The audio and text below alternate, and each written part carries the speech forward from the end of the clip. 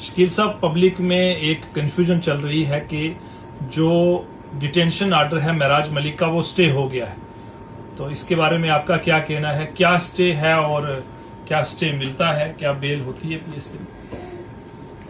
जुल्कर जी, मैं क्लैरिफाई कर देना चाहता हूँ कि कोई डिटेंशन स्टे नहीं हुई है और ना ही अभी तक डिटेंशन को स्टे करने की या डिटेंशन को क्वैश करने की कोई ऐसी पिटीशन फाइल हुई है। राइट। दूसरा, मैं क्लैरिफाई कर दूं कि महराज मलिक जी ने एक हाई कोर्ट में एक पिटीशन फाइल की थी जिसमें उन्होंने एफआईआर नंबर 130/2025 जो पुलिस स्टेशन डोडा में उनके खिलाफ रजिस्टर हुई थी at the behest of doctor Madhu Chib, जो कि एसोसिएट प्रोफेसर और एचओडी हैं gynae government medical college Doda में, जो उन्होंने एलिगेशन लगाया था कि महराज मलिक जी ने उनके बारे में जो कोई अभद्र भाषा इस्तेमाल की थी। ये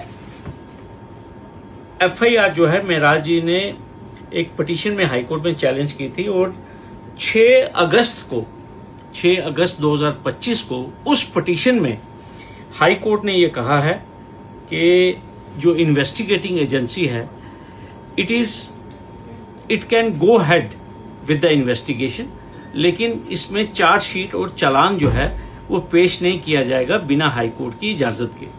तो लिहाजा ये केस मुख्तलिफ है।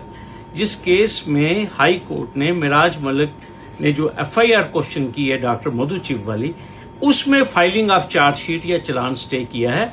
इस पिटीशन का और इस इंटरम डायरेक्शन का उसकी डिटेंशन से कोई तलक वास्ता नहीं है। इसका मतलब है एफआईआर में चार्जशीट स्टे हुई है, ना कि उसका डिटेंशन ऑर्डर जो कि पीएसए में है उसमें कोई स्टे अभी तक नहीं हुआ। अभी तक सर याचिका के बारे में और लेटेस्ट अपडेट जो लीगल कार्रवाई है उसके बारे में क्या है? देखिए, अभी आपको मालूम है कि एक 10 मेंबरी लीगल टीम बनी है, वो टीम इसके ऊपर काम कर रही है। अभी जो भी उसमें आगे डेवलपमेंट्स होंगी वो इंशाल्लाह पब्लिक के साथ सबके साथ शेयर की जाएंगी। लेकिन ये बात अभी हमने इसलिए की है, ये कंफ्यूजन जिस तरह आपने कहा कि समाज में फैली है, उसको क्लैरिफाई कर देना जरूरी था।